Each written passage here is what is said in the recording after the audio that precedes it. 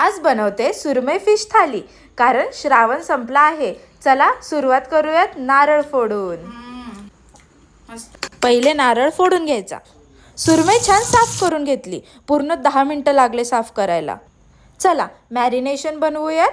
यासाठी मिक्सरमध्ये आलं, लसूण, कोथिंबीर याची पेस्ट करून घे. कोकमला थोडा वेळ भिजून ठेवा. एका वाटीमध्ये मालवणी फ्राय मसाला, हळद, धने पावडर, घरचा मसाला, तिखटसाठी सगळे मसाले एकत्र करून त्यावर अर्धा लिंबू ॲड करून मसाला तयार करा. पहिले सुरमईला कोकम आगळ लावून घ्या. आता सुरमईला मसाला लावा आणि सुरमईला 30 मिनिटं स्पाला ठेवा. म्हणजेच साईडला ठेवा. आता करीची तयारी सुरू करू. खोबरं, कांदा, अद्रक, लसूण सगळं भाजून मिक्सरमध्ये फिरवून घेतलं.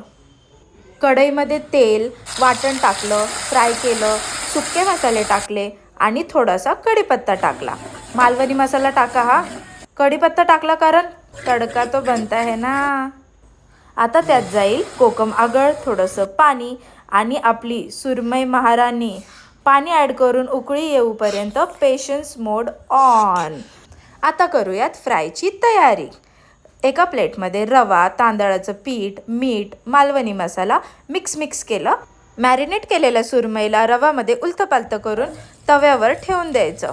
चांगलं क्रिस्पी होऊपर्यंत फ्राय करायचं. ओके, दोन्ही साईडने. तेल टाका थोडंसं. किती भारी वाटतं ना बघायला.